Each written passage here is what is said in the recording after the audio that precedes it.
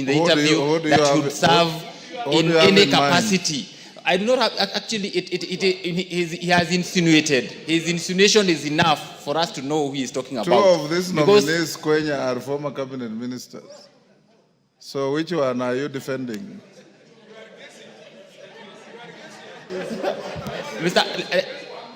Mr. Speaker. Both number one and number two. Yes, both number one and two. Mr. Speaker, none was fired because of incompetence. And we took them through a rigorous process where we were vetting them. And they are equal to the task. And indeed, they said that they can be assigned any role by the president. Honorable Kenya, to the extent that the appointing and firing authority gave no reasons, it is left to anybody's conjecture. So Junet is not out of order.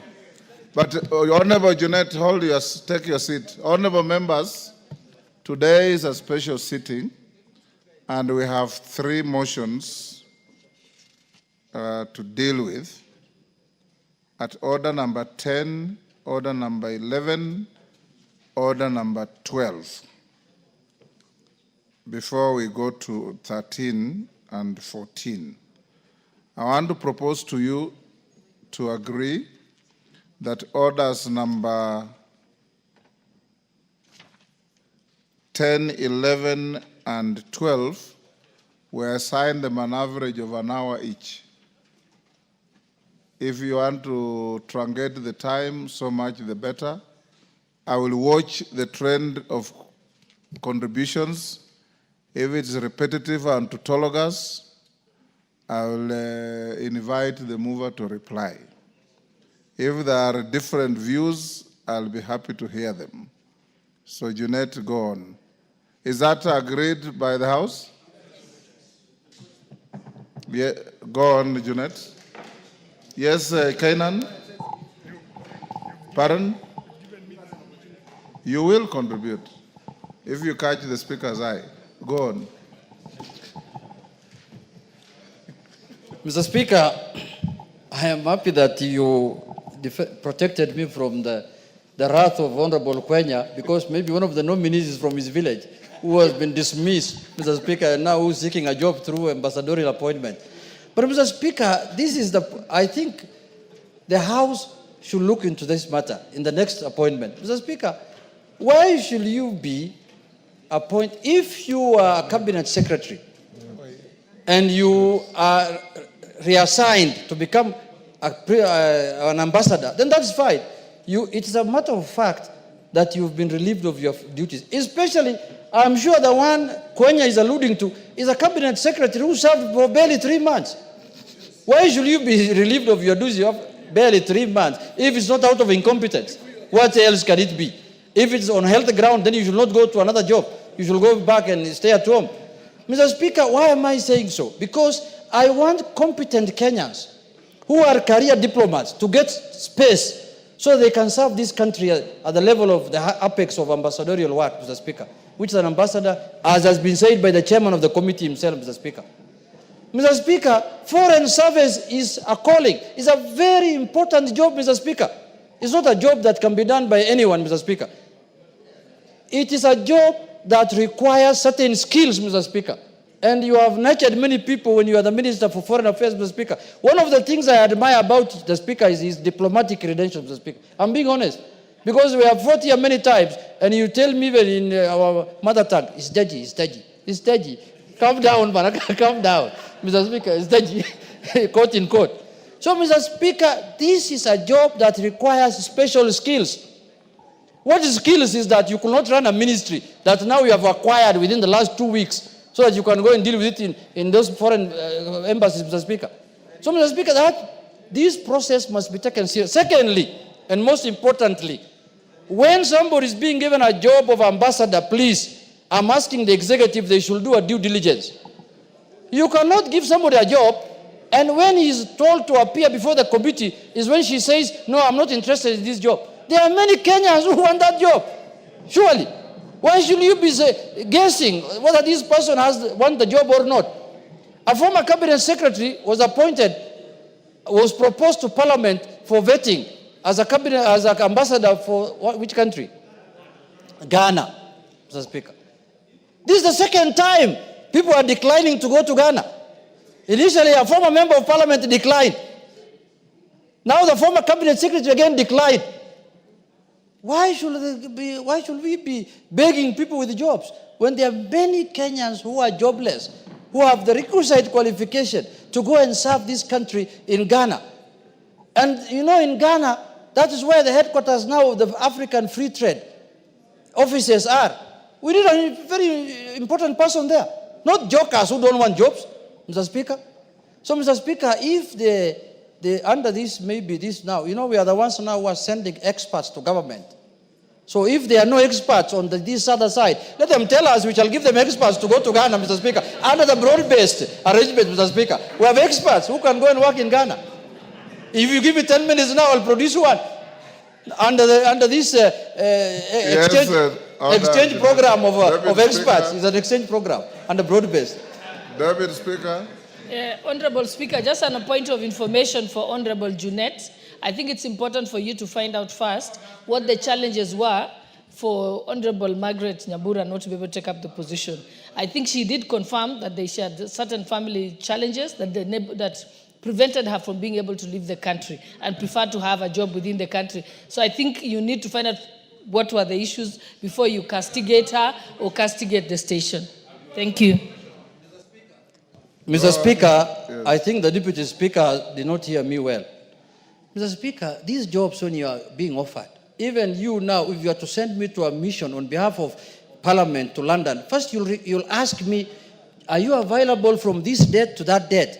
Before you bring somebody's name to Parliament, Parliament is a serious place.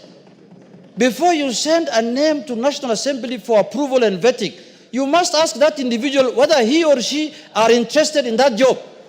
At that level there, not when she comes here, or the name is brought here, I tell you, oh, you see, I want to do farming, I have a big farm in Migori, I want to do sugarcane. That is afterthought. Before you give me an opportunity to serve, ask me whether I'm interested in this job, because it's not the first time, it's not the second time. I don't want it to happen again, Mr. Speaker. I want this time Kenyans who are sure, Kenyans who are willing to serve the country to be given an opportunity. In conclusion, Mr. Speaker, I support the motion because some of the members also whom I see there can do. Let's give them a second chance now. Let's give them a second chance. We see how they perform. Because the first chance failed, Mr. Speaker. Now let us see, let's give them a second chance. We see how they perform, how they do, how they will serve the country. Mr. Speaker, with those few remarks, I support. Martha Wangari. Thank you. Thank you, Mr. Speaker. I also agree with Honorable Junet that we give them a second chance, because sometimes you'll have a member who will be here, not do very well as an MP, but when become a senator or a governor, they do exemplary job. And because they had not been dismissed on grounds of being ineffective or having done any issue that was against the Constitution, that we give them the chance and allow the appointing authority to do as he wishes, Mr. Speaker. Mr. Speaker, I sat in this vetting process, and it has come at the right time when we are reviewing our foreign policy as a country to be able to align to the shifting global dynamics, Mr. Speaker, and to be able to align to our national interests, Mr. Speaker. And that is why these appointments are very, very crucial. Mr. Speaker, the issue of Dr. Karanja, a very, very well-published and renowned academic, Mr. Speaker, has a very wide experience, Mr. Speaker, and it has also come at the right time when we are expecting to hold the Conference of Parties, or what you call COP30, in Belém, Brazil, this year in November, Mr. Speaker. So we are hoping that he will be able to help us also navigate as we send our team to be able to negotiate and make progress for our country.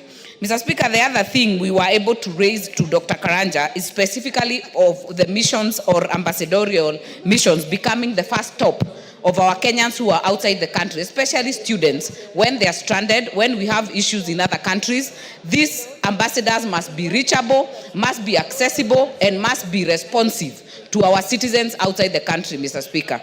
These ambassadors, permanent rep, and consul generals, Mr. Speaker, are the image that we are projecting of the country and of the president in the outside world. Mr. Speaker, I also agree with the previous speakers in terms of at the time when we get a person declining an appointment, Mr. Speaker.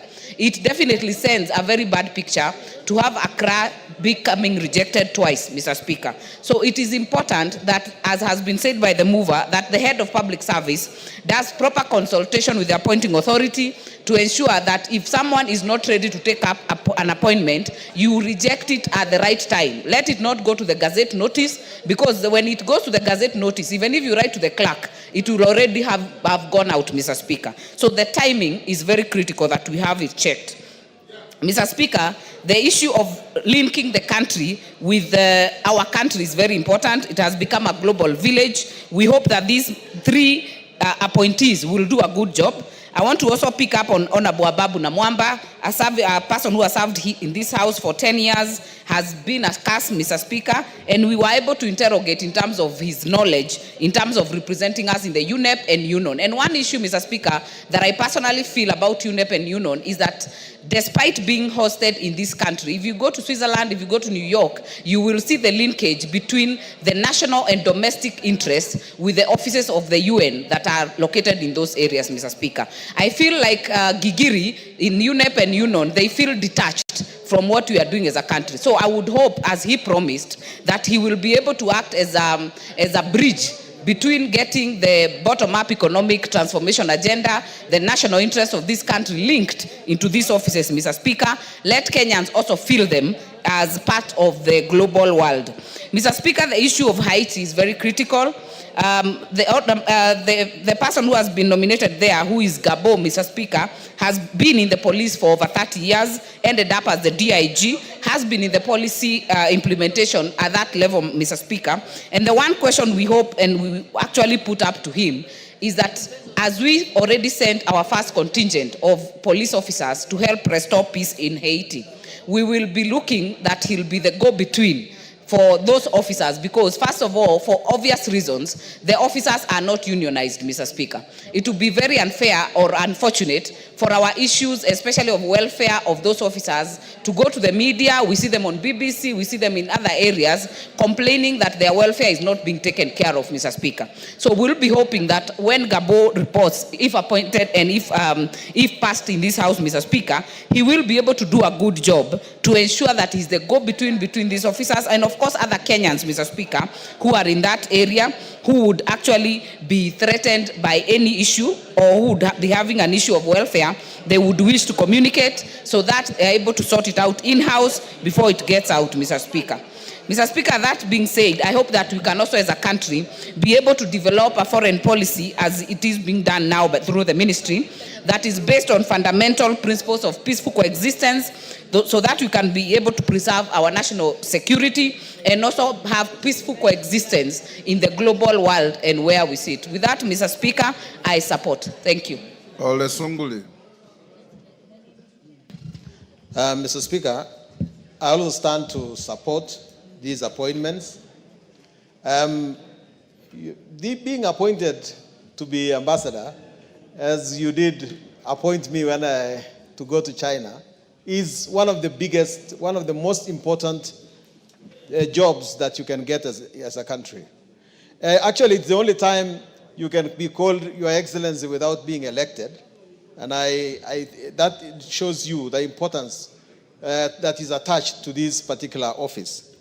Mr. Speaker, I concur with the committee, except when I listen to the chairman of the committee describing, for instance, Dr. Andrew Karanja, and I listened to our friend Mother from Gilgil saying that he's well-educated. But the chairman says that we appointed him, notwithstanding the fact that he cannot communicate very well. Now, Mr. Chairman, Mr. Speaker, of course the duty of an ambassador is to communicate, to speak for the country. I find one thing that is being omitted all the time, that ambassadors are being vetted or appointed. It does not happen in Western countries. That you are appointed to a Portuguese-speaking country and you can't speak Portuguese. You are appointed to a French-speaking country and you can't speak French. Now, if Dr. Garanja does not communicate well in English, what do you think about him communicating well in Portuguese? I think we're up, like Honorable Juliet is saying. Order, Julius. There's a point of order from Wangari. Mr. Speaker, I don't remember anyone saying that Dr. Karanja cannot communicate effectively in English, because he's actually a graduate of a PhD holder, Mr. Speaker, and was very fluent and very well conversed with the English language. The only issue we had was the issue of speaking in Portuguese, and we've had others who have gone, including yourself, without speaking the local language.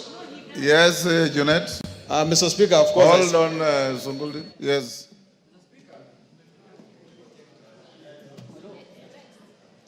Mr. Speaker, I want to also say that having a PhD does not mean that you know English.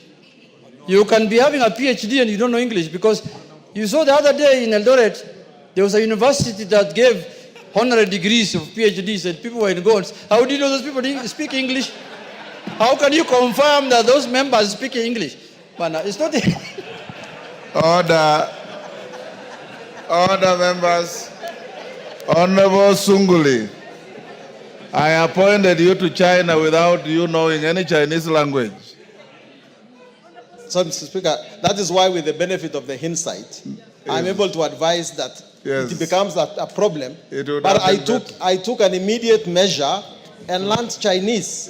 And Mr. Speaker, you can also attest that when you came to China, I was able to translate some Chinese to you. Yes, I'm just saying that in future, as we draft this policy, let us take that into consideration so that we can appoint people who are fit for purpose. And when I talk about lack of communication, I was referring to the speech of the chairman of the committee that Dr. Karanja said that he is going to improve his communication skills once he gets back to Brazil. Mr. Speaker, I also want to commend His Excellency the President for appointing Mr. Noor Gabo to be Consul General. Yes, Bashir, what's the point of order? Motion, sir. Honorable Speaker, I want to... Sunguli, do you want to be informed? You know, I want to... Yes, you can let him inform. Go ahead. Honorable Speaker, and I just want to inform Honorable Sunguli and the House that the point where our chairman said that the nominee said he's going to improve on his communication skills was not particular on his speech, but it was, we asked him a question on why, when he was the Minister for Agriculture, that he kept quiet when so many things were happening, including the issue of vaccination. And he said there was a lapse, and that in future he's going to improve on his communication skills to the public and the people he serves. Thank you. Yeah, that's why I said he was appointed in spite of that fact. But Mr. Speaker, I was at the point of saying that I wish to thank His Excellency the President for appointing Mr. Noor Gabo to be Consul General to the Port-au-Prince in Haiti. That, like Brazil is the only place where we have our embassy in South America. And I hope that this position that Mr. Noor Gabo has been appointed to becomes a position where he's ambassador to the Caribbean, rather than just a Consul General to Haiti. But it is a testament, Mr. Speaker, of the fact that the mission in Haiti is actually now getting some fruits.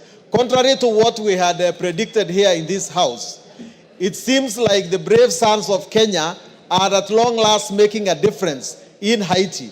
And I hope that Mr. Gabo will, if his presence in Haiti, in presence in the Port-au-Prince, will in fact now enhance our responsibilities in that place. And it is very important that we eventually take this office away from Haiti to in fact Kingston itself, so that the rest of the Caribbean can come under the loop of Kenya, because we need the Caribbean countries when it comes to our diplomacy. We have our foot in South America.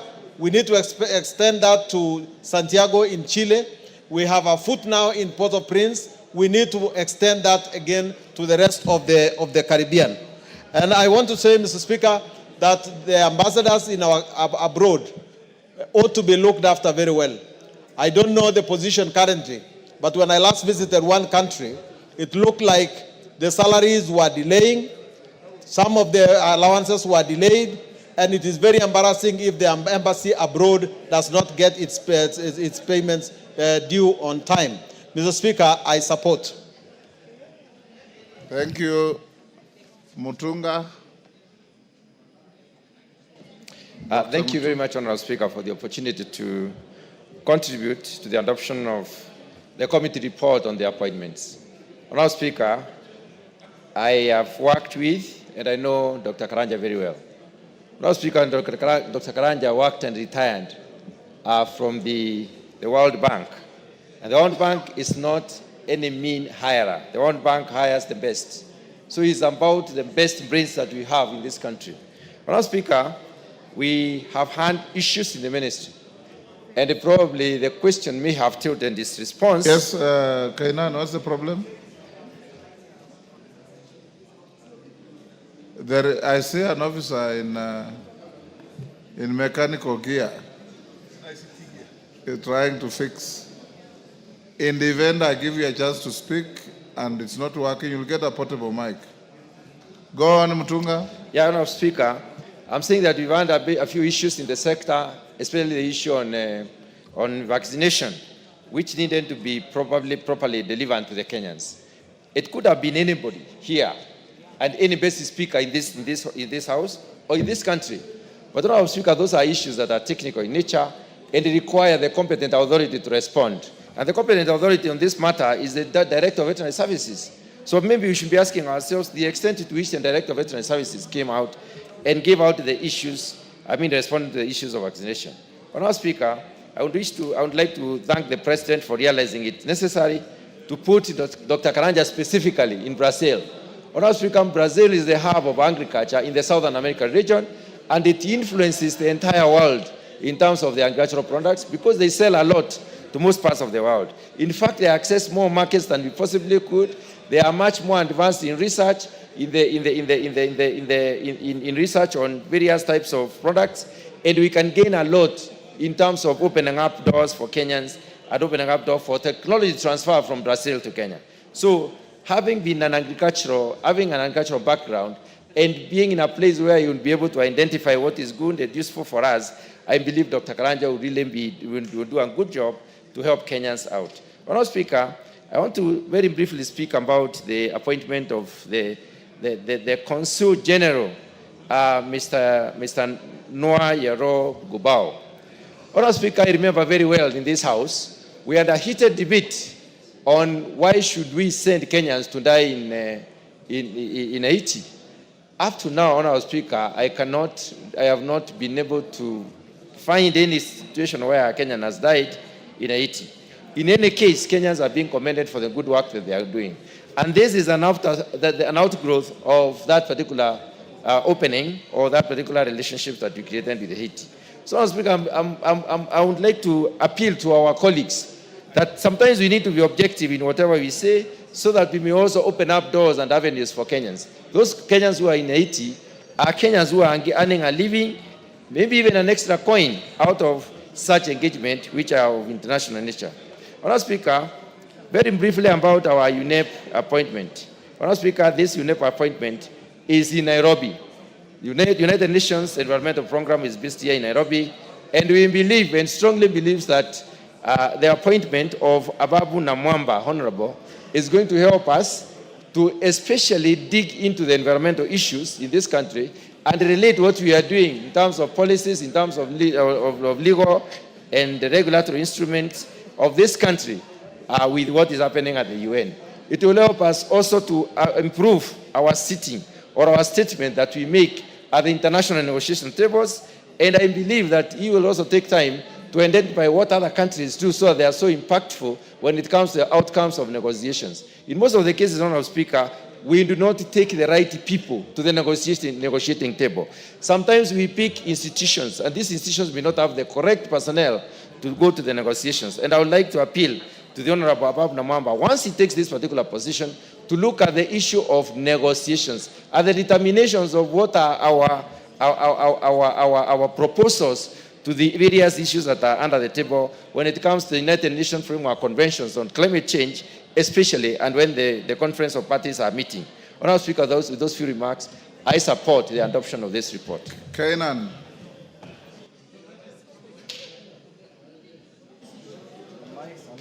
There's one behind you.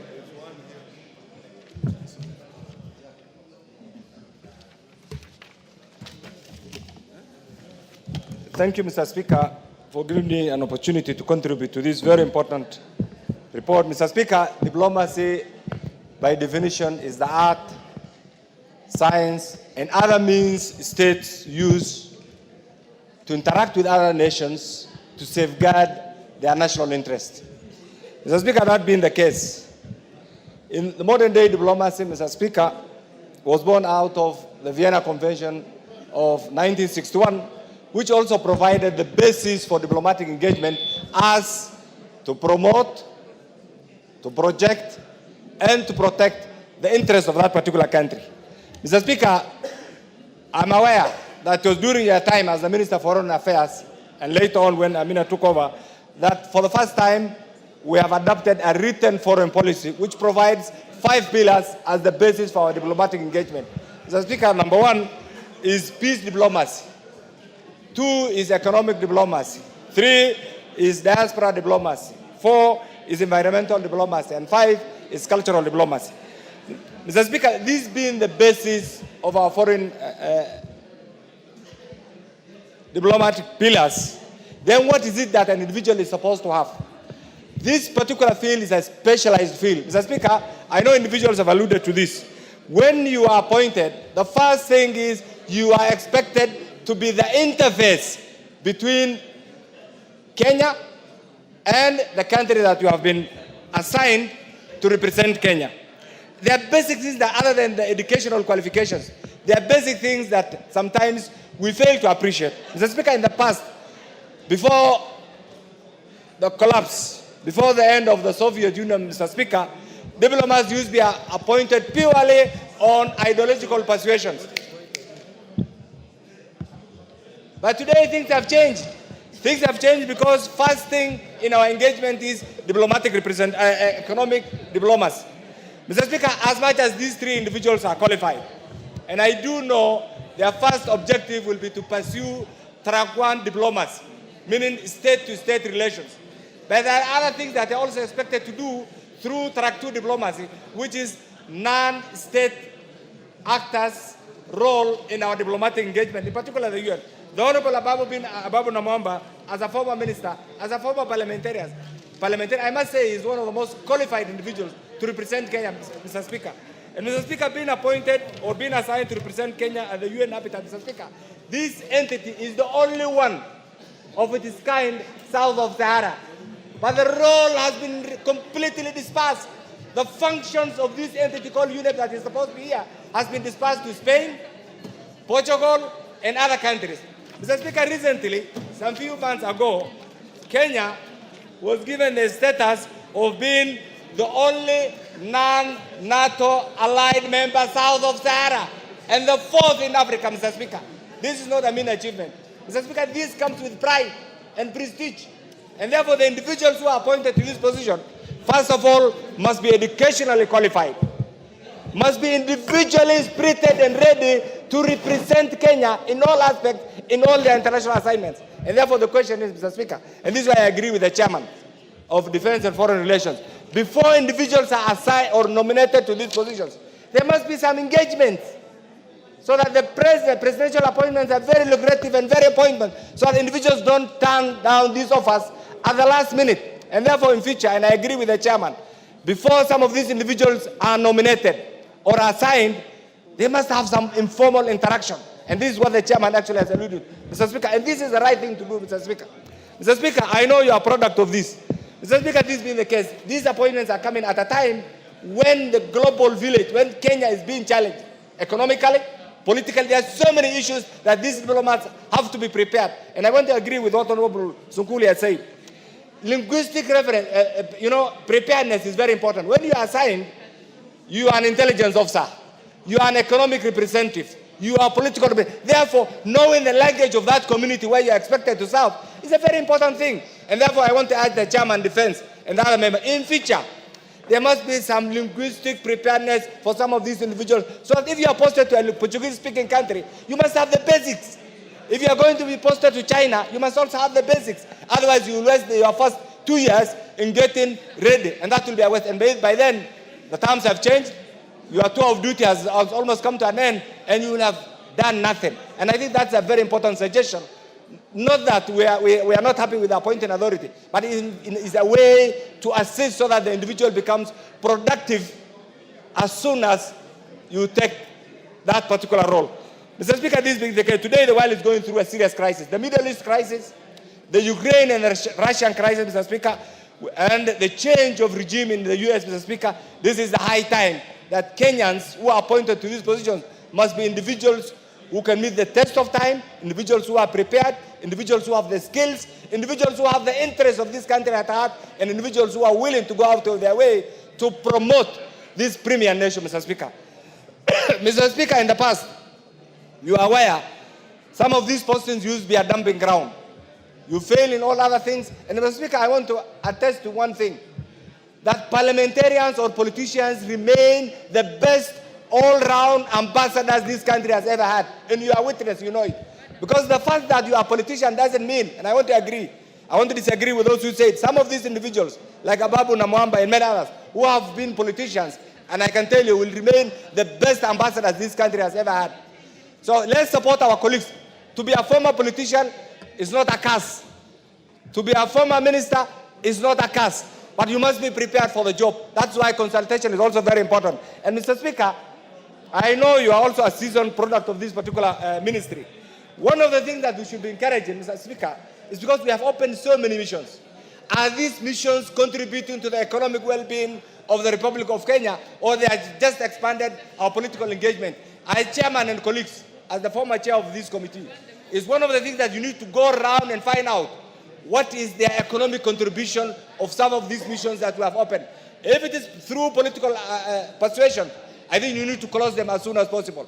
If they are adding well-being, if they are going to add value to the economic growth, to the economic well-being, then we need to open, we need to look everywhere. East, west, north, south, and that's our diplomatic engagement. And that's one of the things that proudly we have entrenched over the years. And finally, Mr. Speaker, this appointment comes at a time also when some of the role, there's a lot of debate in Mr. Speaker.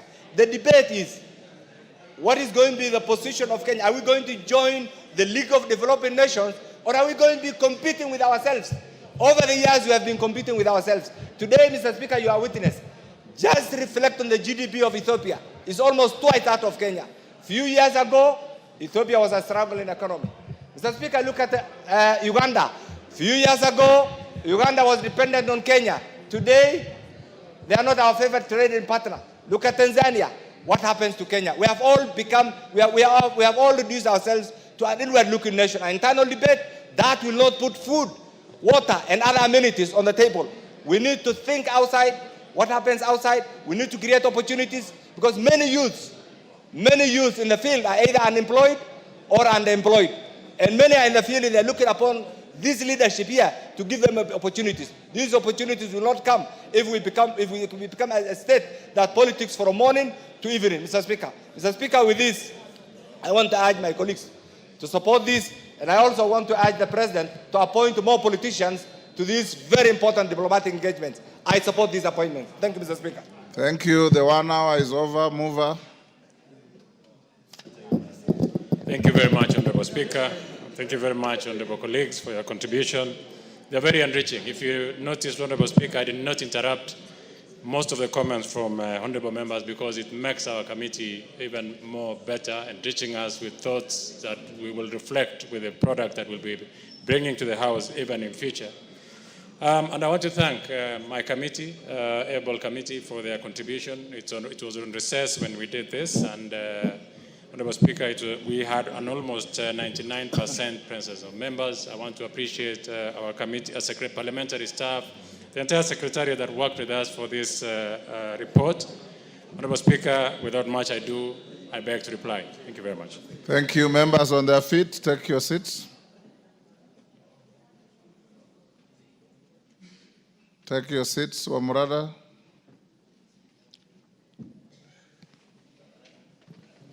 Honorable members, I now put the question at order number 10, which is that taking into consideration the findings of the Departmental Committee on Defense, Intelligence and Foreign Relations in its report on the vetting of the nominees for appointment as ambassador, permanent representative, and consul general, laid on the table of the House on Thursday, 16th January 2025, and pursuant to the provisions of Article 132(2)(e) of the Constitution, Section 22 of the Foreign Services Act, Cap 185(e), and Sections 3 and 8 of the Public Appointments Parliamentary Approval Act, Cap 7F, this House approves the appointment of the following persons as indicated: Dr. Andrew Karanja, Ambassador, Brasilia, Brazil; Honorable Ababu Namwamba, EGH, Permanent Representative of Kenya to the United Nations Environmental Program, UNEP, United Nations Office at Nairobi, UNON; and Mr. Nur Yaro Gabo, CBS, as Consul General, Port-au-Prince, Haiti. As members of that opinion say aye. Aye. Will those of the contrary opinion say nay? The ayes have it. Next order.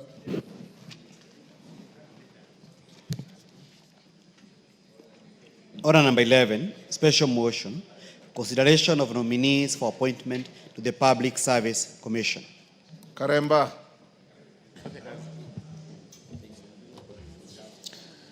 Thank you, Honorable Speaker. I beg to move the following special motion, that taking into consideration of the findings of the Departmental Committee on Labor in its report on the approval hearings of nominees for appointment as Vice Chairperson and as members of the Public Service Commission, laid on the table of the House on Thursday, 16th January 2025, and pursuant to Article 233, subsection 2 and Section 3, and Section 3 and 8 of the Public Appointments Parliamentary Approval Act, Cap 7F, this House approves the appointment of A. Mrs. Mary Wanjera Kimonye, CBS, as the Vice Chairperson of the Public Service Commission. B. The following nominees as members of the Public Service Commission.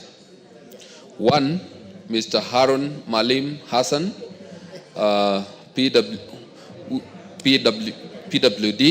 EBS. 2. Ms. Mwanamaka Amani Mabruki, CBS. 3. Mr. Francis Major.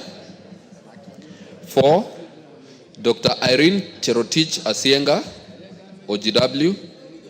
5. Mr. Mboya Molu, EBS. 6. Ms. Joan Andisi Machayo, OGW. And lastly, number 7, Dr. Francis Otieno Owino, CBS.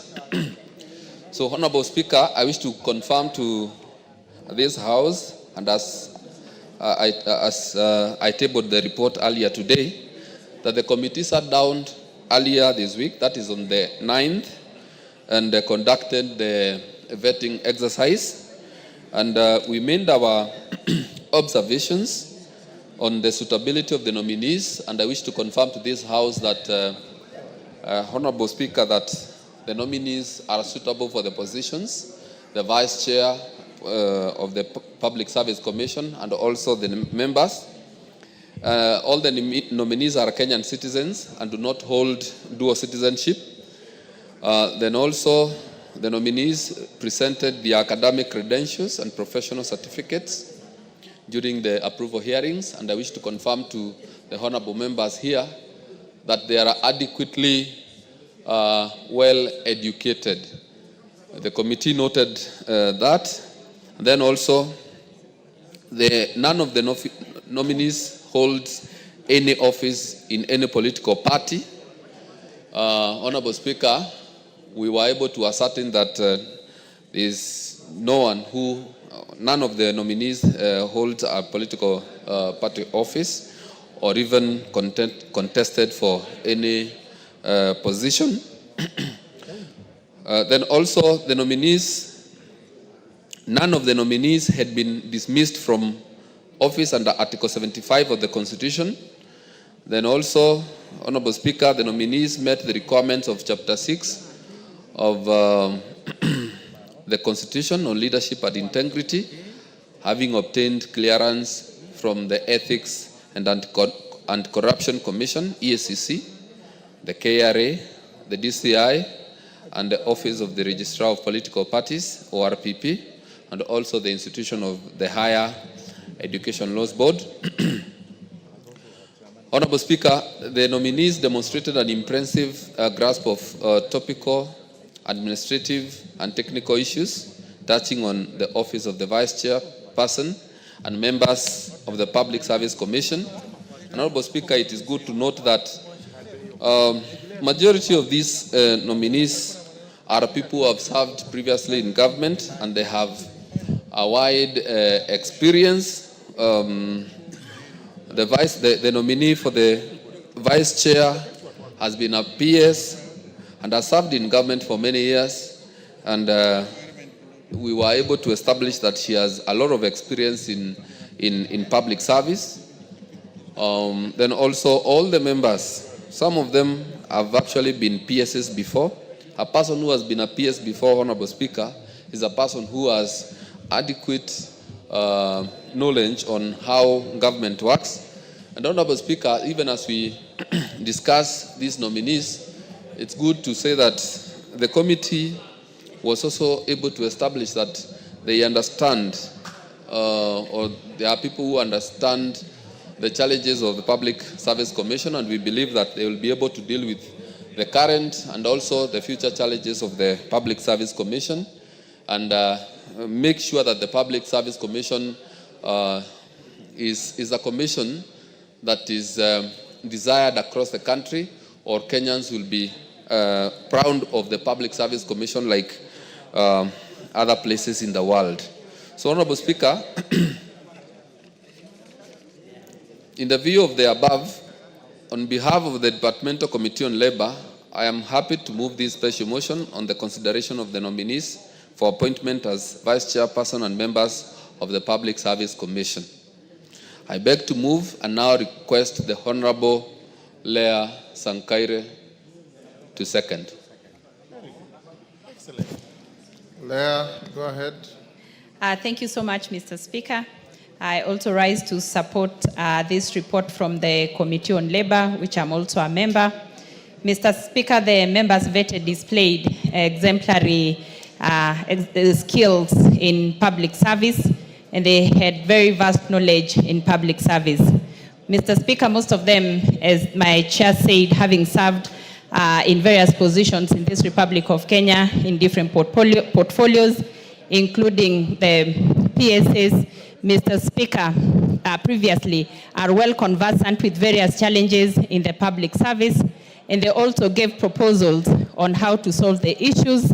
And Mr. Speaker, we were happy with the vast knowledge that they have in the public service. Mr. Speaker, we have no doubt that upon their appointment, they will improve the service delivery and restore public trust to the public service. Mr. Speaker, I'm particularly drawn to one member, Mr. Francis Major, who hails from Kajiado County. Having worked before as a director in NTSA, he displayed exemplary leadership skills there and automated most of the systems there, which we actually enjoy today as Kenyans. Mr. Speaker, all the nominees were actually people with vast knowledge, and we are certain that they will transform the leadership. They will transform the service delivery in public service. Mr. Speaker, with this, I beg to support the report, and thank you, Mr. Speaker. Members on their feet, take your seats.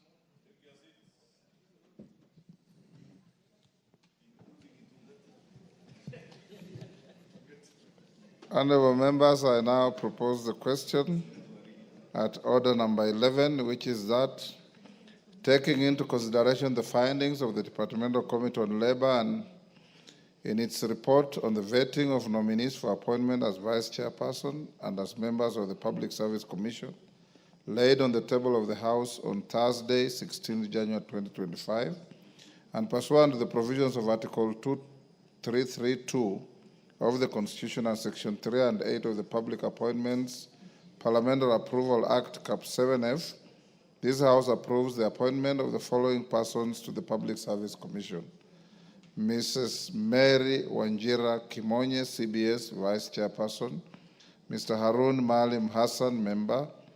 Ms. Mwanamaka Amani Mabruki, CBS, Member. Mr. Francis Major, Member. Dr. Irene Cherotich Asiega, Member. Mr. Boya Molu, EBS, Member. Ms. Joan Andisi Machayo, Member. And Dr. Francis Otieno Owino, CBS, Member.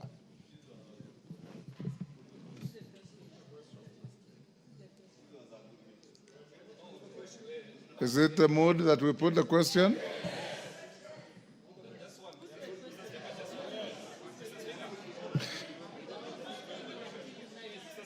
Yes. Yes, Yusuf, you don't want to agree with the rest of the members? Let me put the question on the proposal. Okay, go ahead. Thank you so much, Honorable Speaker, for giving me this opportunity. I stand to support the report of the committee. I think this is one of the most diverse commission that the Public Service Commission has ever had.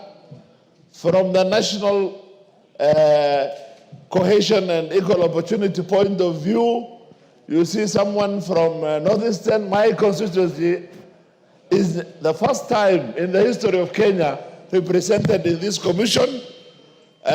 You see someone from Upper Eastern, you see from Rift Valley, you see from Nyanza, which means that this is a well mixed, and this is the commission that looks at the public service, employment and recruitment, and then we expect the outcomes will be quite different what used to be. Last year, my committee, National Cohesion and Equal Opportunity, we audited the Public Service Commission. We looked at the previous recruitments, and the issue was very pathetic. There was too much leaning to some parts of this country, while others were not actually represented. So by having well representatives of the commission, we expect in future the products of this will be the same. Marginalized people have been considered, minority communities have been considered, gender has been considered, and in particular, Harun Maalim Hassan, who is a disabled, permanently disabled person, who hails from my constituency, and who from childhood has been Order, Yusuf. Yes, a member for Bumula. Whereas I have no personal issue with anybody on that list, is the member in order to say, to mislead the House that the list reflects diversity, when we have a chairman and a vice chairman coming from the same region? Honorable Speaker, is the member in order to mislead Mushiri and Wanjiru Kimonye, to be specific, Honorable Speaker? Thank you, Mr. Chairman. There is no chair on this list which we are discussing today. So I'm talking of those commissioners which have just been named here, the ones to be a commissioner soon. So no chair is here, and therefore I don't know who the chair is. And the ones I'm looking at are well representatives of this country. As I was saying, that I sincerely thank the appointing authorities for once having considered somebody from Mandera West as a commissioner of public service commission. Yeah? You've made your point. You are repeating yourself. Thank you. Thank you. With these remarks, I support the committee's findings. Thank you so much. Zamzam. And you are not supporting the findings of the committee, you are supporting the motion before the House. Asante Mheshimiwa Spika, na mimi niweze kuunga mkono hawa walioteuliwa Mheshimiwa Spika. Kwanza nikiweza kumpongeza dada yetu mwanamwaka Amani Mabruk ambaye anatoka katika jimbo la Mombasa. Ni mwanamke ambaye ni msomi, mpole, mchapakazi ambaye ameweza kuhudumia public service miaka mingi na ni mtu ambaye tunamwamini. Mimi nataka kuambia wote walioteuliwa Mheshimiwa Spika kuwa waweze kuhudumia jamii bila kuwa na upendeleo Mheshimiwa Spika. Nikimwangalia huyu Harun Maalim amekuwa ni mtetezi sana wa watu wanaoishi na ulemavu, na nina imani nafasi hii ambayo amepewa Mheshimiwa Spika itamwezesha kuweza kuhudumia walemavu kwa njia ambayo ni sawa Mheshimiwa Spika. Sijui mambo ya vice chairman na chair wake, lakini kama ni kweli Mheshimiwa Spika, japokuwa majina hayako hapa, ingekuwa vizuri kama naibu wake angekuwa anatoka sehemu nyingine ili tuweze kuchanganya, lakini hata hivyo yule ambaye anaweza kupewa kazi Mheshimiwa Spika apewe kazi, afanyie Wakenya wote kazi. Asante sana Mheshimiwa Spika.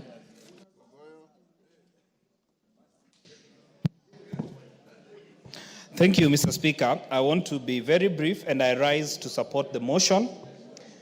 And Mr. Speaker, the executive errs in many times by bringing bad appointees. In this case, regional diversity can be seen. I want to single out the Honorable Mr. Francis Major, who hails from Kajiado, former Registrar of Motor Vehicle, former CEO and MD for National Transport Safety Authority, a gentleman who has served very well. And I think for the Honorable Ichongwa and the Honorable Osoro, now on this one, I think you can sing the song Kasongo. It now sails better in this one. With those many remarks, I wish to support the motion before the floor, and you can sing Kasongo Nebali Nangai. Yes. Honorable Speaker, I rise to seek clarity from the Honorable Gogoyo on the relevance of the song Kasongo in regard to the appointment and the motion that is before the House, Honorable Speaker. He's out of order as being cheeky and irrelevant. Go on, Makale Mulu. Yeah, thank you very much, Honorable Speaker. Honorable Speaker, let me also join my colleagues and support this motion. But as I support this motion, Honorable Speaker, I just want to make about 3 observations. The first, Honorable Speaker, is that the public service in this country is facing quite a number of challenges. And I wish that this new commission will be able to address those challenges, and more so, the challenge of succession. We have a situation where we have a very elderly people and we have very young people, but in between, Honorable Speaker, there is a gap. This matter has been discussed for quite some time, and I think really, as a country, we need to make sure that this one, we get it right for purposes of effective public service. The second matter, Honorable Speaker, is a matter which I raised the other time we were discussing the 2 commissions, IPOA and the other commission. Honorable Speaker, as a House, our work is oversight. And I see some of our colleagues getting very excited when they see people coming from their regions being in the list. But I think as House, Honorable Speaker, it is important that we look at the totality of these commissions. I don't know how that can be done, because I don't know whether at the point of the committee level, we ask ourselves, who else is in which committee or in which commission?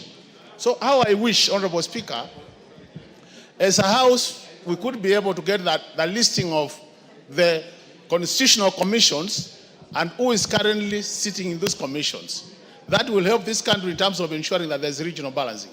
Because I think our members raised a very important point of order, Honorable Speaker.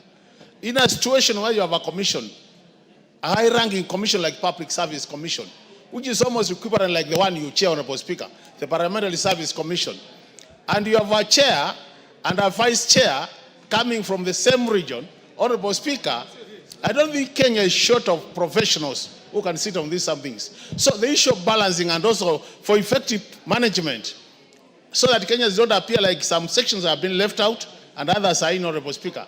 I think as a House we need to start paying a bit of attention to these details because it will help the process. The last point, Honorable Speaker, is the Public Service Commission is also, I think, it's supposed to be taking care of capacity building. Honorable Speaker, a number of these senior public servants, I think as a House we need to think about supporting them with a budget to build their capacity building. Some of them have been in employment for so long, they never get a chance to be trained to upgrade their skills. And the challenge has always been, the Speaker, been, anytime we want to reduce the budget, we talk about training budget being a recurrent budget, and it's always been removed from the budgets. So at the end of the day, you are very well-trained officers, but they are not getting upgrading training short courses to upgrade their skills. So that's another area as a House. We need to make sure that when we are reducing the budgets, because at the end of the day, Honorable Speaker, we will reduce the budget, that we don't really reduce the budget for training, because this is how you get to improve the skills of these public servants. With those remarks, Honorable Speaker, I support. Russell. Thank you very much, Honorable Speaker. Honorable Speaker, I really want to be brief. First of all, the Public Service Commission is almost the principal commission, constitutional commission, that employs. When we say that the civil service is actually lopsided, it's because Public Service Commission is not doing a good job. Secondly, it is about promotion. In most of the senior cadres, you must appear before the Public Service Commission to get a particular appointment in government. Thirdly, it is about the face of this country. If you don't have somebody in the Public Service Commission, the chances of you getting to a position that you desire is actually very rare, and sometimes it's like walking in the desert. Honorable Speaker, I want to say this as a parting shot.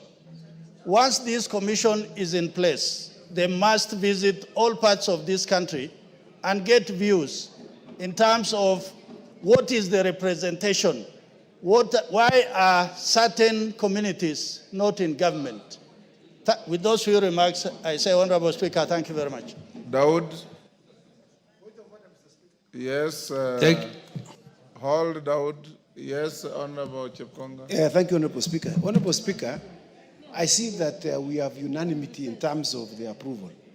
Would I be in order, under the standing orders, Mr. Speaker, that the mover be called to reply or the question be put? Mr. Speaker, you know we have just come out of our recess. And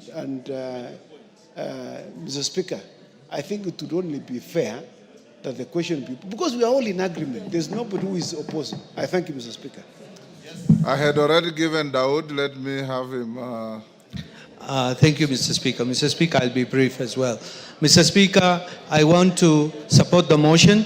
The Vice Chair, Mrs. Mary Kimonye, is my neighbor, and I know she's worked in the public service for many, many years, and she's capable of that. What I want to disabuse the notion by Honorable Wamboka that she comes from the same region with the chair, whereas the chair comes from the central region and Mary Kimonye comes from eastern region. So it's not the same region.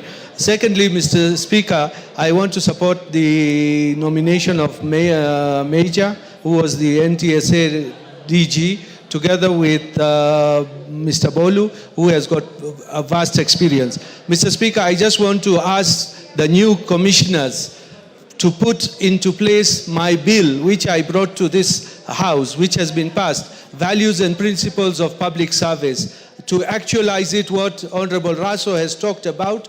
And if they can do that, then they will have done a lot of good. Thank you, Mr. Speaker, and I support. Owen Bayer.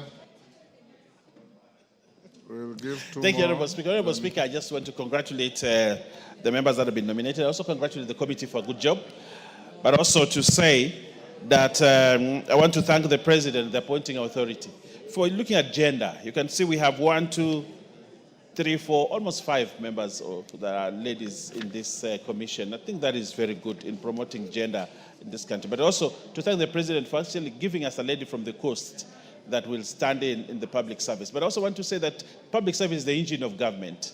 So they have a duty to ensure efficiency and effectiveness in management of government if they do a good job. If they don't do a good job in terms of recruitment, then they will fail the country. So I want to tell them that they have their cloth cut for them. They need to do a good job so that public service in this country can take off and be that efficient public service that can be respected in the world. I thank you, Honorable Speaker.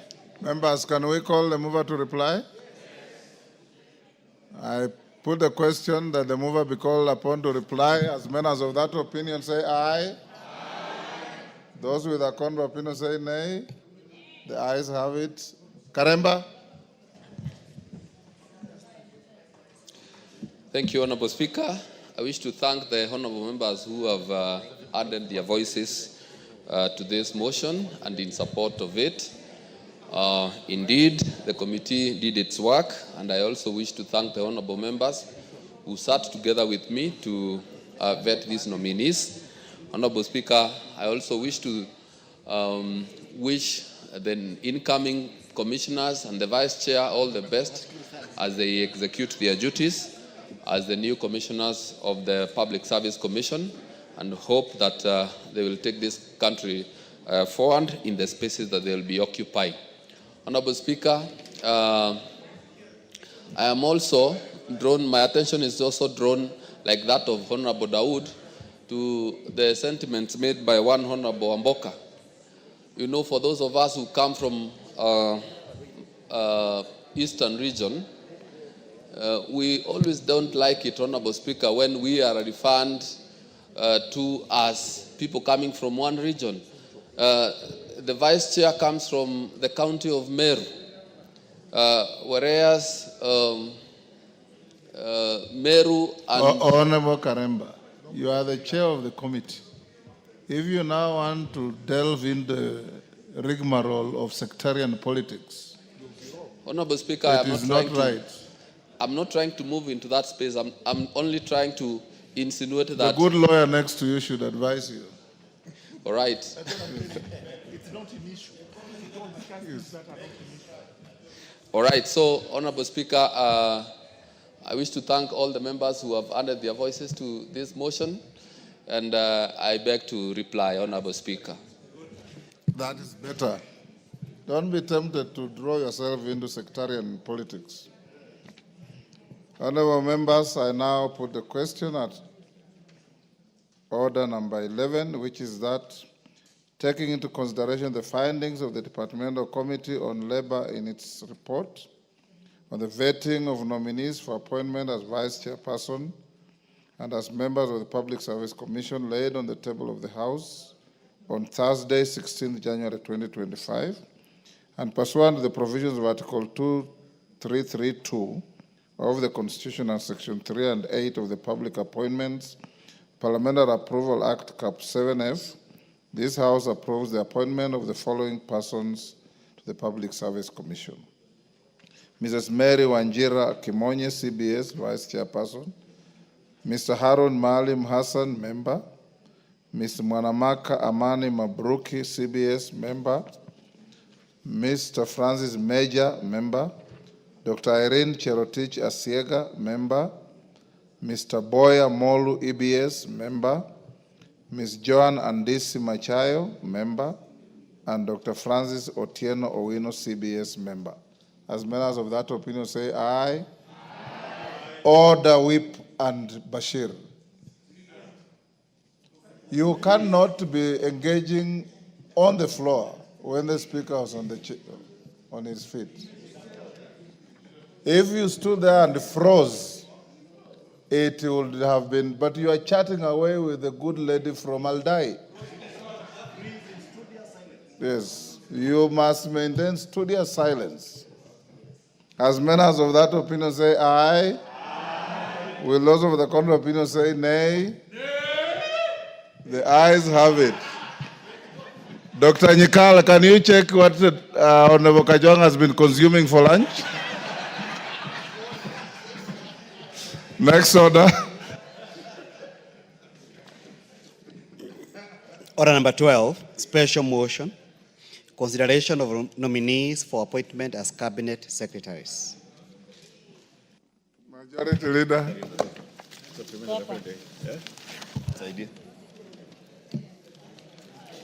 Thank you, Honorable Speaker. Honorable Speaker, you know Dr. Nyikal is a very good medical doctor, and therefore you are very right. He could check what, if there is any problem with the Honorable TJ Kajwang, who we cannot afford to be in this house without. So Dr. Nyikal must ensure he's okay. Honorable Speaker, allow me to move that taking into consideration the findings of the Committee on Appointments in its fourth report on the vetting of the nominees for appointment as cabinet secretaries laid on the table of the House on Thursday, 16 January 2025, and pursuant to the provisions of Articles 152(2) of the Constitution and Sections 3 and 8 of the Public Appointments Parliamentary Approval Act Cap 7F. This House approves the appointment of the following persons as cabinet secretaries. 1, the Honorable Mutahi Kagwe EGH as a minister or the cabinet secretary in the Ministry of Agriculture and Livestock Development. 2, the Honorable William Kabogo as the cabinet secretary in charge of Information Communications and Digital Economy Ministry. And 3, the Honorable Lee Kinyanjui as a cabinet secretary in the Ministry of Investments, Trade and Industry.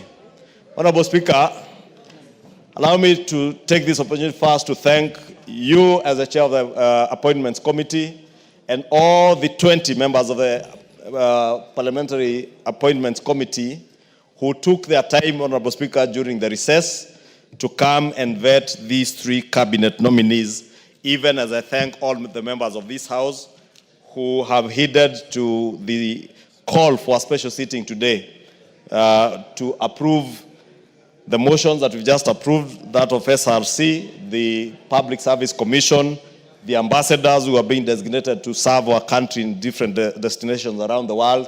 And lastly, this motion, Honorable Speaker, to approve these 3 cabinet secretaries to serve in those 3 ministries, Honorable Speaker. Honorable Speaker, having and Kenyans watched as we vetted these 3 cabinet nominees. And these nominees, Honorable Speaker, are not new in the public service. The Honorable Mutahi Kagwe has been a minister right from the Kibaki time when he served as minister for 2 years as minister for ICT, or what was then the Ministry of Communications and Information and Communication, Honorable Speaker. He then served as Minister for Health at a very challenging time during the COVID outbreak, Honorable Speaker. And many Kenyans will remember the Honorable Mutahi Kagwe as a COVID-era minister. And he cut his niche, especially with his very good communication skills, always updating the country on the status of the pandemic in the country, Honorable Speaker.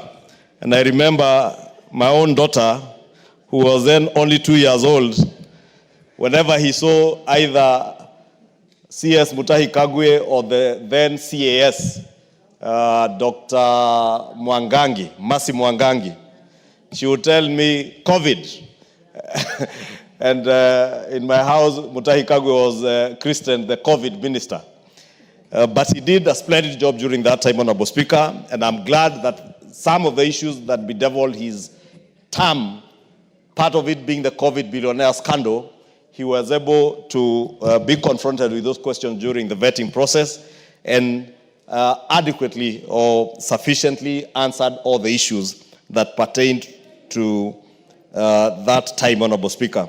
Honorable Speaker, I'm saying this because all the other nominees, the Honorable William Kabogo Getao is the first governor of Kiambu County, Honorable Speaker. The Honorable Lee Kinyanjui is the second governor of Nakuru County. Honorable Speaker, as much as these 2 gentlemen never made it back to serve their second terms, during their terms as governors, there are things you could see both in Kiambu County, where I come from, and I say this, Honorable Speaker, knowing that I had run-ins with the Honorable Kabogo when he was governor for Kiambu. And it was nothing ever personal, it was all in the course of business in politics, Honorable Speaker. But I can say today, so far, of all the governors who have served the county of Kiambu in terms of performance, William Getao Kabogo ranks number 1 in terms of performance. Second is Governor Nyoro. Of course, the current governor and Governor Waitito, I can't even begin to rank them, Honorable Speaker. The Honorable Lee Kinyanjui, Honorable Speaker, midwifed. I don't know who that is. The Honorable Lee Kinyanjui, Lee Mayan Kinyanjui. Yes, Janet. What's your point of order? Mr. Speaker. Give him the mic.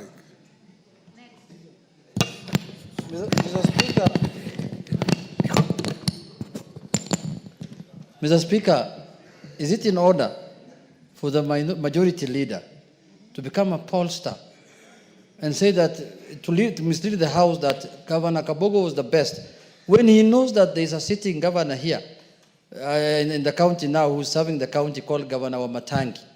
And when I asked him about him, he told me, I don't know that one. Mr. Speaker, when did that change? And has Mr. Wamatangi left being the governor of Kiambu, Mr. Speaker? Mr. Speaker, let's be fair. Mr. Kabogo might have done a good job, but Mr. Wamatangi, can you tell us something about Mr. Wamatangi?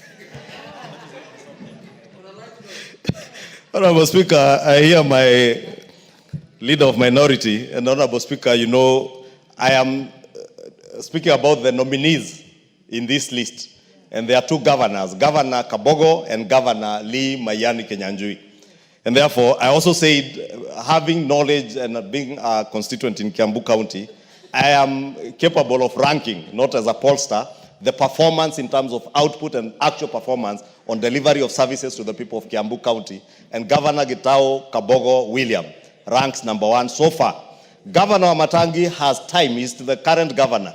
He is now competing with Governor Waitito in terms of who will perform better. But so far, Governor Kabogo and Governor Nyoro have done exceptionally well. Honorable Speaker, and you can ask anybody from Kiambu County, they will vindicate me. I'll stand vindicated by the people of Kiambu. The people of Nakuru County also vindicate me when I say, Honorable Speaker, and Kenyans know that Governor Lee Kinyanjui midwifed the ascension of Nakuru County from a municipality into the city that Nakuru County is today. And these are not people, as I said, Honorable Speaker, who are new to public service. They are seasoned politicians, seasoned public officers, and I want to pray and hope that when they take over their offices, whether it is Mutahi Kagwe in the Ministry of Agriculture, whether it is Lee Kinyanjui in the Ministry of Trade and Industry, whether it is Getao Kabogo in the Ministry of ICT, Honorable Speaker, that they will serve all the people of this country with the dedication and commitment that we have seen them serve in the various other capacities that they have served the nation in, Honorable Speaker. Honorable Speaker, there are challenges, both in ICT, Honorable Speaker, with the rollout of the fiber optic cable and ensuring what the Honorable Pukose said during the vetting process, to ensure that the far-flung corners and districts of our country are also connected to the internet, Honorable Speaker. And Governor Kabogo, now CS nominee Kabogo, if approved by this House, has that challenge to ensure that every corner of this country, Honorable Speaker, has internet accessibility, not just to ensure that people are getting government services through e-citizen, Honorable Speaker, but also to ensure that Kenyans who are telling that you can finya computer upate dollar can able to work online from any corner of this country. You do not need to be in an urban area to be able to access internet services, Honorable Speaker, but even those in Elwak, those in Karachuonyo, those in far-flung corners of Turkana County, Honorable Speaker, can also be able to access internet services. And I am happy during the vetting process, Governor Kabogo was able to articulate that in those far-flung areas where they cannot be able to get accessibility through the fiber optic cable, he will explore new technology like the Starlink technology that is there to ensure that people are able to access internet connectivity and jobs, Honorable Speaker, and also create some sanity within the digital space, Honorable Speaker. Honorable Mutahi Kagwe has his work cut out, Honorable Speaker, and I'm happy that during the vetting process he was able to very well articulate the challenges that bedevil our agricultural sector, the connectivity between productivity in the agricultural sector, access to markets, and making agriculture profitable to farmers. And Honorable Speaker, I am glad that he was able to articulate how he will work and be able to make agriculture profitable, ensure that our country is food secure, and ensure that our farmers access markets, not just for their tea, coffee, milk, pyrethrum, even potato farmers or sugarcane farmers, Honorable Speaker, that are able to access markets and access good prices for their produce, Honorable Speaker. I pray, as I challenge the Honorable Mutahi Kagwe during the vetting, that he will not be swallowed by the cartels that have swallowed even other bigger people, not just in that ministry, but even in bigger offices, Honorable Speaker. You know there are people who are given the responsibility in this country to midwife the access to markets for our coffee farmers and our tea farmers. But they went and became cartels themselves, Honorable Speaker. We have had tales, Honorable Speaker, in this country, where somebody was demanding 3 shillings per kilogram of coffee being exported or being sold out of this country. I want to pray that the Honorable Mutahi Kagwe will serve with the diligence that he served in the ministries that he served before in this agriculture ministry, and with the integrity that we have seen him serve with before. The Honorable Lee Kinyanjui, my good friend from Nakuru County, as I said, did well in Nakuru County, but now he has his work cut out for him. Trade and industry, Honorable Speaker, and the State Department for Investments now fall on his shoulders. And he has rather broad shoulders, and I want to believe that those shoulders of Lee Kinyanjui will be able to carry this ministry to the next level where it ought to be. Honorable Speaker, it is shameful that 20 years ago, or even less than 20 years ago, our country was leading in terms of our percentage of manufacturing as a percentage of our GDP. Kenya in the region, not just in East Africa, but in East, Central, and almost Southern Africa, with the exception of Botswana and South Africa, Kenya had the highest percentage in terms of manufacturing contribution to our GDP. But today, Honorable Speaker, neighboring countries like Uganda, that were largely importing manufactured goods from Kenya, are ahead of us. If you look at the 2023 statistics, Honorable Speaker, Uganda's manufacturing industry has grown to contribute at least 15.65% to their GDP, whereas Kenya's is at a level of about 7.3%, almost actually half or less than half that of Uganda. When and how Uganda overtook us in manufacturing, Honorable Speaker, is a challenge that Lee Kinyanjui has to reverse that. There is no sector that can create more jobs than the manufacturing sector, Honorable Speaker.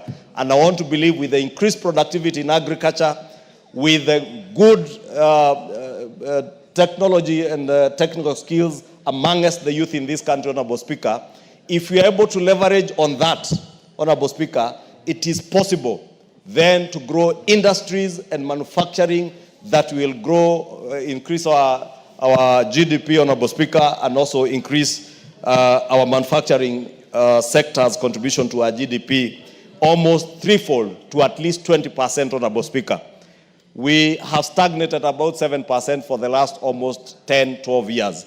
And time is nigh, Honorable Speaker, and I want to believe that the Honorable Lee Kinyanjui has what it takes, and I have confidence that these 3 cabinet secretaries, Honorable Speaker, have what it takes to move us to where we want to be as a nation, and in terms of implementing the bottom-up economic transformation agenda.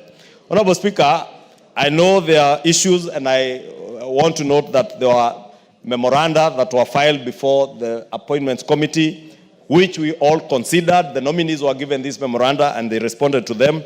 And one of the salient issues in this memoranda was the question of 2/3 gender rule, Honorable Speaker. And as members know, and it's good to inform the country, that we look at the cabinet composition in its totality, not these 3 nominees.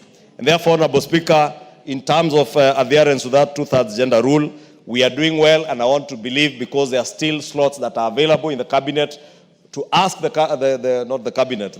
President, His Excellency President William Ruto, that is in his next appointments, to ensure that there are at least both genders, not just one gender, to ensure that we truly conform to the 2/3 gender rule. But as we are, Honorable Speaker, even without the full composition of cabinet, we have done well with at least 6 cabinet secretaries, including the Attorney General, as ladies, Honorable Speaker. Honorable Speaker, in terms of regional balance, it is true, Honorable Speaker, and there are issues that were raised that these 3 nominees, again, hail from one region. And it's true, Honorable Speaker, they all hail from one region. But again, we look at the totality of the composition of cabinet in totality, and you will see that it goes very well with our population numbers. The representation of our communities and various regions in cabinet is well represented, Honorable Speaker. And that also, Speaker, should shut those who, Honorable Speaker, have been intent on inciting the people of this region where these members come from.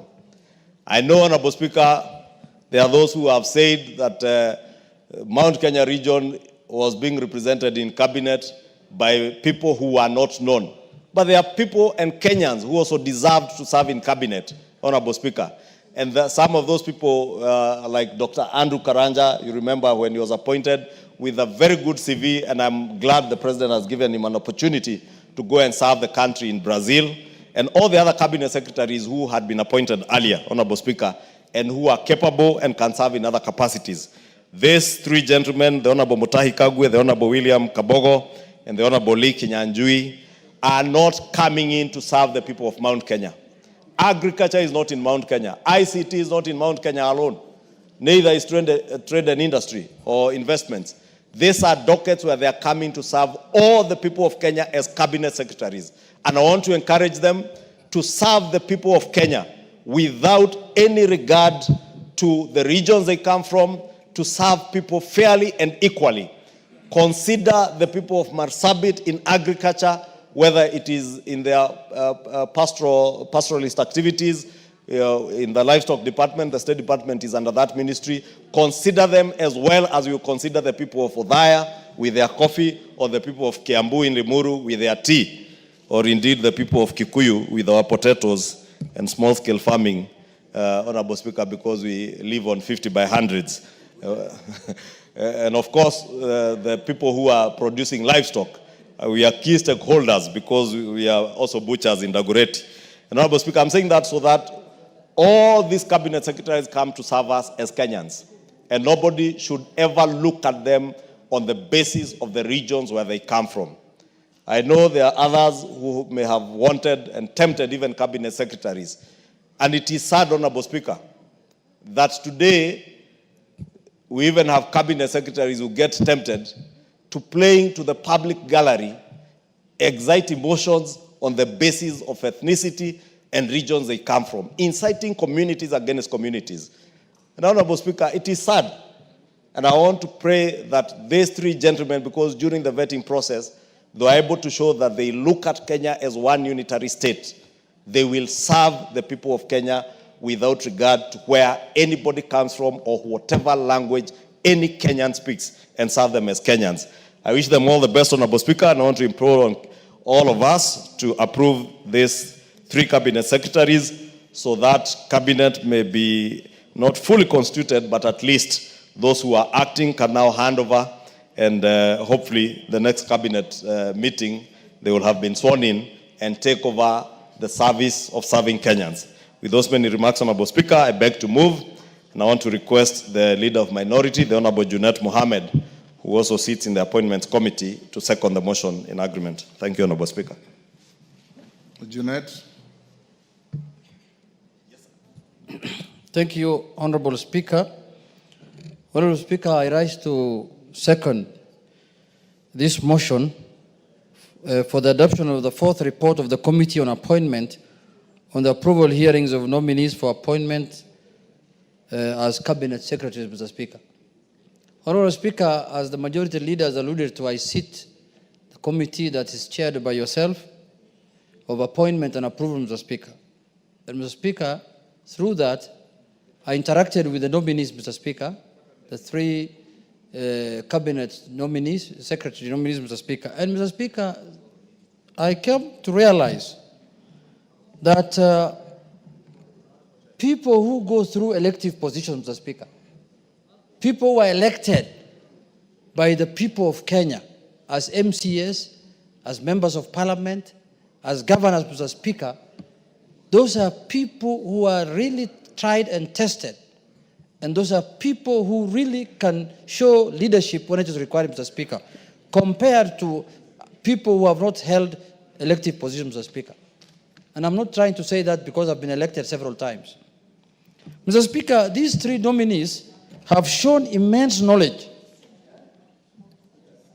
They have shown immense knowledge and experience, Mr. Speaker, in terms of handling public affairs. And why that happened is because some of them ran or managed some of the largest counties in the country, Mr. Speaker. Honorable Lee Kinyanjui was the governor of Nakuru. And Nakuru, Mr. Speaker, is one of the largest counties in the country, even in terms of population. That has given that man a lot of experience from what I saw when he appeared before the committee. Honorable Kabogo also, Mr. Speaker, has managed one of the largest counties. And as you can see, a member here, the majority leader, has testified that he has done a good job when he was the governor of that county. Mr. Speaker, that has given them a lot of experience. And the other nominee has been a cabinet secretary. He has been the senator of Nyeri. He has been a cabinet secretary at a very difficult time when this country had a pandemic, the coronavirus, Mr. Speaker, and he handled it very well. And the country saved, through that, a lot of lives were saved, Mr. Speaker. So, Mr. Speaker, that public service has impacted a lot of knowledge and experience on these three gentlemen, Mr. Speaker. I don't think they could have been better people to serve in these ministries than those people, Mr. Speaker. Mr. Speaker, you see, public service, Mr. Speaker, is a calling, and I've said that many times. And you should be able to do it so long as you've been given an opportunity, majority leader. But when you feel a time has come, and you feel that the executive that you are part of, and you feel that the president that you are serving, and the government that you are serving, is not incompatible, the policies or your belief at the moment, at this point in time, is not compatible with the government you are serving, the best thing to do, Mr. Speaker, is to resign. Don't bring commotions. Don't bring unnecessary fights within the government. Be a man enough and say, this is enough now. I don't think, the way you've said, I don't think what is happening now is not what I came to do. For that reason, I want to leave. It's only in African societies or in African democracies where somebody disagrees with the policies, disagrees with what's happening in a government, and he still wants to stay there. To do what? Somebody told me, an African man, if you give him the keys to the washrooms and tell him, can you use it and bring it back to me, he will put it in his pocket and tell you, no, you tell me when you need it is when I'll give you back. Mr. Speaker, only in African societies. Wamumbi, can you give us time? I want the majority leader to listen to what I'm saying. So if you no longer believe in what the government is doing and you're a cabinet secretary, just resign. You are not welded there like chuma, like an iron. You are not welded in government. Just leave. You know, the other time when we were impeaching the deputy president, somebody told me that he was asked, why can't you resign now that members of parliament have lost faith in you? A pastor in his home told him that you have been put there by God. You must remain there until you are removed by God. Now God spoke through angels to the members of parliament and they removed him. And God's work happened in this parliament, Mr. Speaker. Somebody told him that you are put there by God. Only God can remove you. Pana. God can remove you in many ways. Impeachment comes from God. Because by the time 300 members of parliament agree on something, it's the hand of God. It's the work of God. It's the voice of God. So, Mr. Speaker, if you don't wait for God to come to your house to talk to you, if you think you cannot serve the government anymore, go do farming. Go do other things, Mr. Speaker. Or become something else. Become a professional. If you're a lawyer, go and open a law firm and serve the country that sphere, Mr. Speaker. Because you cannot be a cabinet secretary who is issuing contrary views to what your government is saying. It's immoral, actually. The other day I saw a good friend of mine, whom I learned a lot of things under him, who was sitting on the chair where Mr. Speaker is sitting. Mr. Speaker. And I learned everything I'm doing in this house under his, Mr. Speaker, under his supervision. And that's not what he taught me when he was a speaker. He told me, Junet, if you are tired of something, leave. But now the same person is now accusing the same people he's serving of many things, and he wants to remain there and stay there, Mr. Speaker. It only happens in Africa. It cannot happen. And targeting communities, targeting people of certain, community, Mr. Speaker. Mr. Speaker, is very unfair. And I am a leader now in this country. Because I'm a minority leader. That's a constitutional office under Article 108. If my son is arrested by police, I should also tell the country why my son was arrested. I can't just say my son was arrested by so and so. Give the reasons why he was arrested. And then why do you wait for 7 months so that you tell Kenyans why your son was arrested? Why don't you tell them the day he was released that my son was arrested, and then you drop names. You say I went to the president and the president told me that I called so and so. My friend, where is this secrecy of oath? It's called what? Oath of secrecy. Why can't you discuss things at that level with the people who are concerned? Now, if you have the opportunity to go and see the president, to go and see people who are high offices, Kenyans who cannot access those places, how are they going to be served? What kind of, as a leader, what kind of trend are you setting? That anybody who wants to get help must go there. We cannot run, a country cannot be run like that, Mr. Speaker. So, Mr. Speaker, I hope these cabinet secretaries who are being approved in this house today will not behave in the same manner. Because, when that becomes now the modus operandi, Mr. Speaker, we will not have a cabinet. We don't need to waste our time in this house approving people who are going to defy the same government they want to go and serve. So, Mr. Speaker, I want to say that kind of manners should not be allowed in any society. Because you must be somebody who stands for something. If you strongly feel that what's happening is wrong, leave. People in mature democracies, they live even over something smaller than this. So, Mr. Speaker, coming back to the point, is that I want to say these 3 gentlemen, Mr. Speaker, whom we are approving today, are not also going to represent certain regions. Cabinet secretaries are appointed to serve the Republic of Kenya. Every Kenyan, Mr. Speaker, deserve their service, Mr. Speaker. If you are going to behave like the way people we have impeached, and then start talking about you come to my constituency and you bring me salamu from your home, I will just chase you away. Mr. Speaker, dismissal of cabinet secretaries is not only the prerogative of the president. This House has constitutional mandate also to dismiss cabinet secretaries, the way we are approving them. So if you behave in a very tribalistic manner, you behave in an awkward manner, then nothing stops us from filing an impeachment motion and removing you from office, Mr. Speaker. Mr. Speaker, if you believed the people you are saying abducted your son, and the Kenyans, and you took 7 months, Mr. Speaker, to tell Kenyans what happened, who will believe you now? Because, 7 months is a long period of time.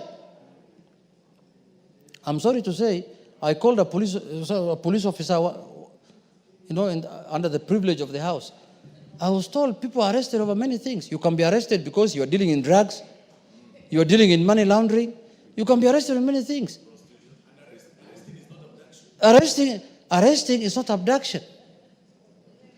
We have to condemn abduction, but we cannot condemn arresting. Yeah. Police officers are paid. They earn salaries so that they can arrest people. That's their work. If I break the law today, they will arrest me. But we must condemn abduction, but we cannot condemn arrest. Arrests are legal. They are legal in our laws for a policeman to arrest me and to arrest anybody else. Mr. Speaker, so I want to emphasize on the issue that cabinet secretaries must serve all Kenyans. If you want to serve your village, go and become an MCA. Don't become a minister or a chief. Like the way I see now, there's a senior chief now who's meeting people in Wamunyoro. Every day they are meeting there. You are now just local chief there, just meeting people there. You expect me to travel all the way from Nairobi to go and meet somebody in that village? What is the name of that village? Wamunyoro. I can't go, Mr. Speaker. So if you want to be like that, just go to your village. But if you want to serve Kenyans, if your desire is to serve Kenyans as a cabinet secretary, then serve all Kenyans, irrespective of their region, irrespective of their community, irrespective of their service, of religion. Yes, member for Madeira. Junet, do you want to be informed? Yes. Yes. Thank you, Mr. Speaker. Especially from somebody from Wamunyoro village, Mr. Speaker. Yes. I want to inform Honorable Junet that Wamunyoro is a very good village in Madeira constituency. And in that village there is a chief who is a very good man who serves people, all the people in dignity.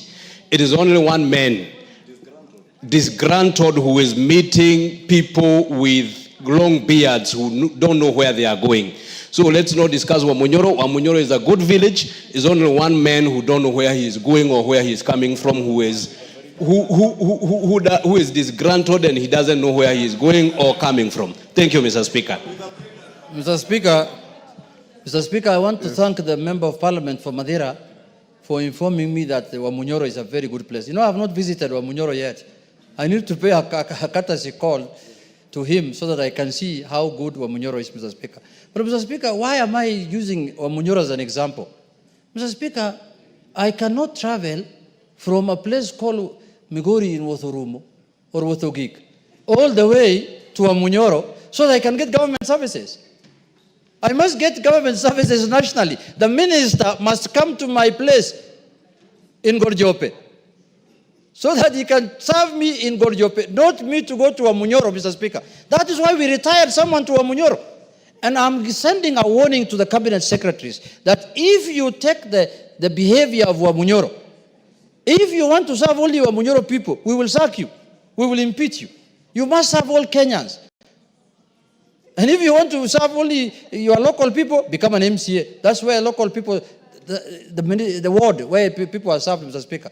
Because, Mr. Speaker, there are people who think they have become cabinet secretary to serve their region, or to serve their community, or to serve their tribesmen. No. Cabinet secretary is a national position. If you want to remain as a CS, you must remain national, Mr. Speaker. And I know these three whom we are approving today, they are experienced. These are people, these are national leaders who have served all kinds of Kenyans, because you know Nakuru, almost every community of this country lives in Nakuru. Even in Kiambu nowadays, because it's becoming an extension of Nairobi, many communities stay in Kiambu, Mr. Speaker. These are the kind of leaders we want to have in cabinet. And let me congratulate the president, Mr. Speaker, because in terms of diversity, I don't think there's a president who has gotten it right more than President Ruto, Mr. Speaker. Very few communities now are not on the table of the cabinet, Mr. Speaker. All communities are almost there, Mr. Speaker. Anywhere, any county of almost has a representative now in the cabinet or in the executive for that matter. That is the kind of country we want to build. That is why ODM has sent experts to the broad-based. And we have more experts to send, Mr. Speaker. That's why we want to send more experts to government so that diversity can be felt, that diversity can be achieved. But the ones who want to retire to their village in Kanyambora, those ones should let Kenyans do other things, Mr. Speaker. If you want to become the chief of Kanyambora, just go and become the chief of Kanyambora. Don't bring issues here. Oh, so-and-so abducted my son, so-and-so did. No. Just go and... That will be another Munyoro Center. Just go to Kanyambora Center and stay there, Mr. Speaker. With those few remarks, Mr. Speaker, I support. Order, take your seat, Owen. Honorable members, I now propose the question at order number 12, which is that, taking into consideration the findings of the Committee on Appointments in its fourth report on the vetting of the nominees for appointment as cabinet secretaries, laid on the table of the House on Thursday, 16th January 2025, and pursuant to the provisions of Article 152(2) of the Constitution, and Section 3 and 8 of the Public Appointments Parliamentary Approval Act, Cap 7F, this House approves the appointment of the following persons as Cabinet Secretaries. 1. Honorable Mutai Kagwe, AGH, Agriculture and Livestock Development. Honorable William Kabogo, Information, Communication and the Digital Economy. Honorable Lee Kinyanjui, Investments, Trade and Industry.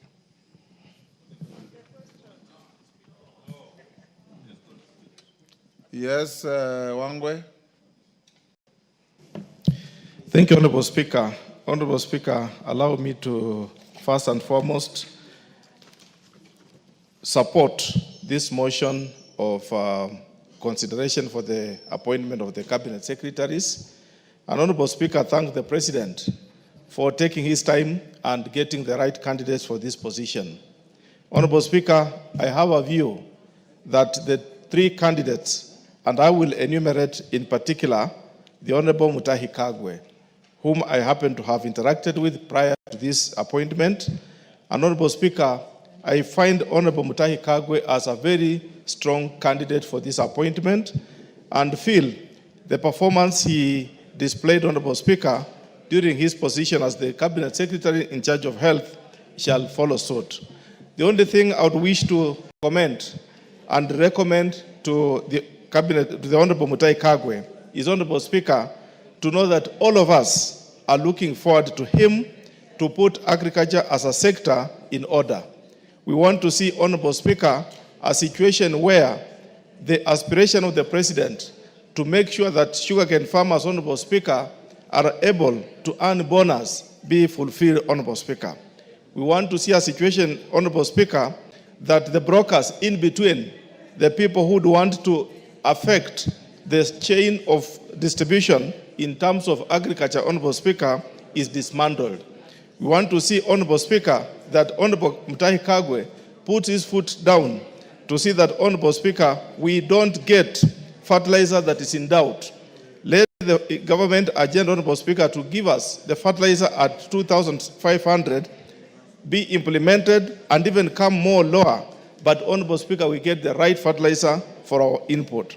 Honorable Speaker, we want to see that the marketing of our product in terms of how to sell it and where to sell is opened more, wider and wider, so that, Honorable Speaker, we see as farmers all what is good to be implemented. And, Honorable Speaker, I want to say that we are now implementing the sugar bill, Sugar Act, and I would want to request the Honorable Mutahi Kagwe, should this House consider and approve his nomination, Honorable Speaker, let him make sure that he concludes what has been started, so that, Honorable Speaker, we get the sugar sector be very much independent and implemented. Honorable Speaker, speaking on Honorable Lee Kinyanjui, I had a privilege of working with him, Honorable Speaker, especially during the previous campaigns, and I found, Honorable Speaker, Honorable Lee Kinyanjui as a very astute member of any organization. And him, Honorable Speaker, having been a governor, it's important. I thank him and say, Honorable Speaker, the docket that he's being bestowed on investment, trade and industry is not a small docket, Honorable Speaker. It's a docket that balloons the economy of our country. All what we manufacture, Honorable Speaker, must get the destination, and all what is possible to invest, Honorable Speaker, any